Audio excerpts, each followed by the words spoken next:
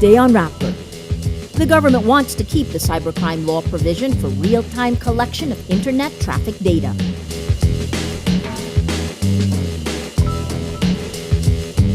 The Manila Archdiocese says it did not pursue the case against reproductive health advocate Carlos Celdran.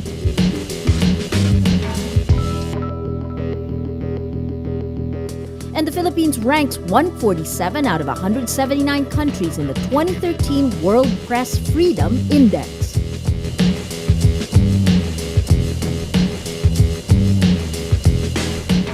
Hello, I'm Maria Ressa. Welcome to Rappler, your social news network.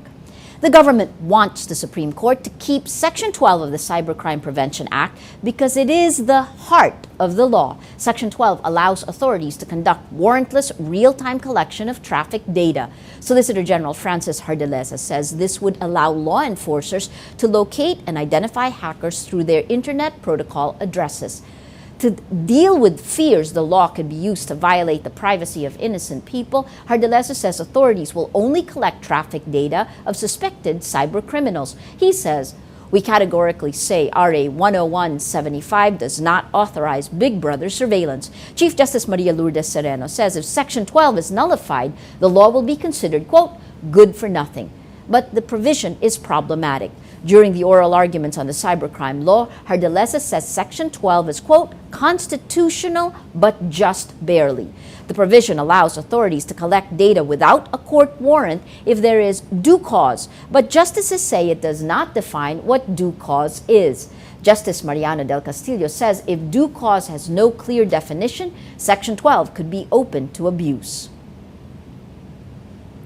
Our social media post of the day, May Pakialam, using her Discuss account, says on Rappler.com, "Certainly, this law does not benefit us laymen of this democratic country. Warrantless data acquisition, you are violating our right to privacy."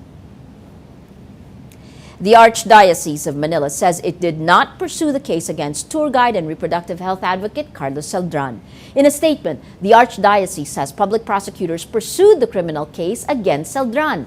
On Monday, Celdran was found guilty of, quote, offending religious feelings for interrupting a service at the Manila Cathedral. He held up a placard with the word Damaso, referring to the villainous priest in Jose Rizal's famous novel, Noli Me Tangere. A statement from the Archdiocese reads, "While deeply disturbed by the incident, then Manila Archbishop Gaudencio Cardinal Rosales gave instructions for the Archdiocese to no longer pursue the case." It adds, the prosecution presented 4 witnesses, none of whom were from the Archdiocese of Manila. The Philippines ranks 147 out of 179 countries in the 2013 World Press Freedom Index, dropping 7 places from its 2012 rank. The index is compiled by Paris-based organization Reporters Without Borders. While last year's index was marked by Arab Spring protests, the organization says this year's rankings are not influenced by any, quote, dramatic political developments. National Union of Journalists of the Philippines Secretary General Rowena Paraan says the Philippine ranking is no surprise, given the Aquino administration's lack of decisive action against media attacks and its failure to pass the Freedom of Information Bill. In a January 2013 report, the Center for Media Freedom and Responsibility records 4 work-related killings involving journalists in 2012, a decline from 6 in 2011. While there were fewer media killings in 2012, CMFR says none of the cases since 2009 have been solved. Cebu Police padlocked suspended Governor Gwen Garcia's office Wednesday after she left the provincial capital to go to Oslob, Cebu.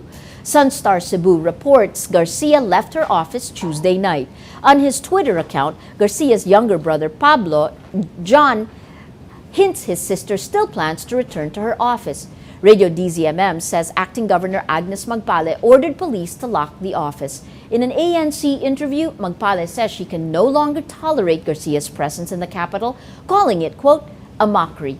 Magpale says Garcia will step out, campaign, and return. She's turning the Capitol building into a hotel. Garcia is running to replace her brother as representative of Cebu's 3rd District. This is not the first time Garcia left her office since her suspension. Early this month, she went to the Sinudog Festival. Garcia has lived in her office since the Office of the President suspended her last December 2012 for grave abuse of authority.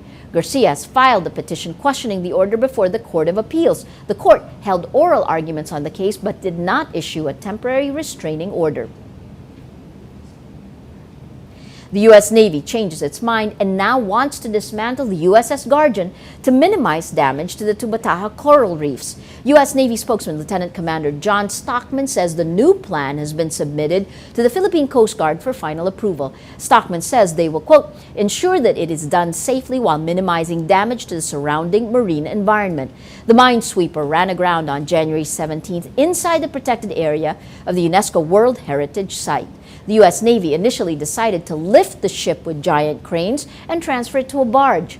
The Philippine Coast Guard says it has not received the draft of the new plan from the U.S. Navy. 4 Filipinos who survived the hostage crisis in Algeria arrive in Manila Tuesday, along with the bodies of 4 others killed in the attack by Islamist gunmen. DFA spokesperson Raul Hernandez says the survivors were repatriated after medical treatment in Algeria. A total of 8 Filipinos are confirmed dead, while 1 remains missing.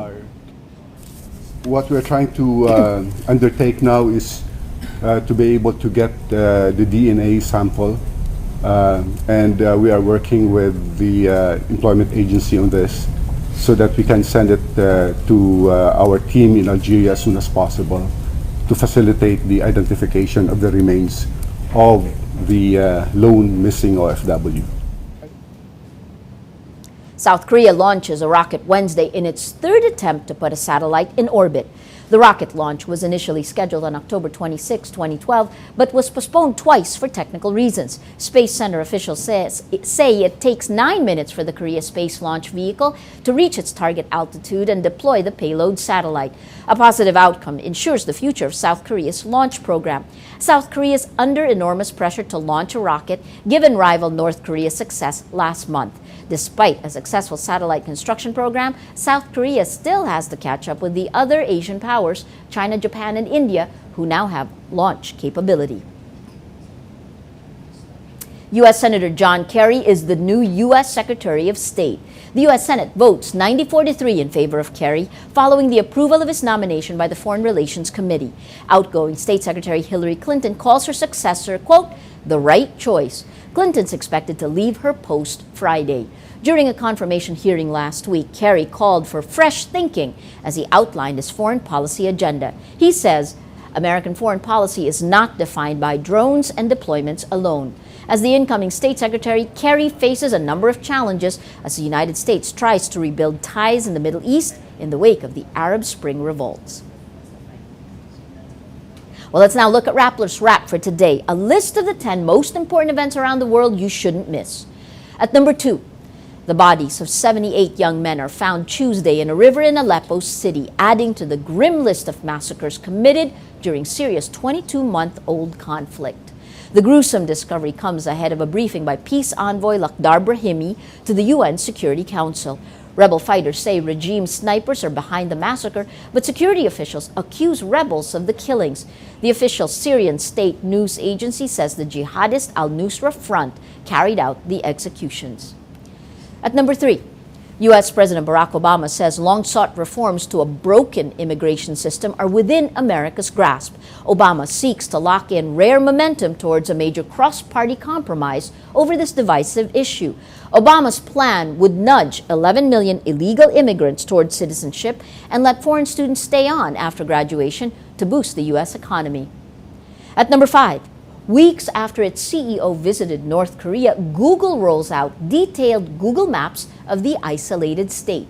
Google official Jayant Mysore says a community of citizen cartographers helped complete the North Korea maps. Mysore says the maps are important to South Koreans who still have family in North Korea. Ironically, the people least able to benefit from the Google publication are North Koreans themselves, who live in one of the most highly censored societies on the planet. And at number 9, a Filipina is part of the team working on the Oxford English Dictionary and is pushing to include Filipino-coined words like presidentiable and senatoriable. Danica Salazar wants the official recognition of Philippine English and the publication of the Philippine English Dictionary by the Oxford University Press. She says the way Filipinos speak and use English can enrich the language.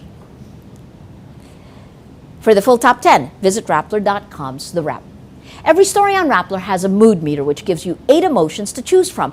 Click how you feel and your vote comes down to the mood navigator in the middle of the front page, which crowdsources the mood of the day. It also gives you the top 10 stories which have gotten the most votes on their mood meter. If we take a look today, one of our stories, police padlock Gwen Garcia's office, you have 24% angry, 70% happy. Another story from today, you just heard, Filipino wants to shake up the Oxford Dictionary. You've got 43% inspired, 29% happy. Overall, you see far more green circles than red. Today, most people are happy. Well, that's Rappler's Newscast for today, Wednesday, January 30th, 2013. Visit Rappler.com and watch our newscast Monday to Friday. Tell us how you feel on our mood meter and help us crowdsource the mood of the day. I'm Maria Ressa. As we say at Rappler, tomorrow begins today.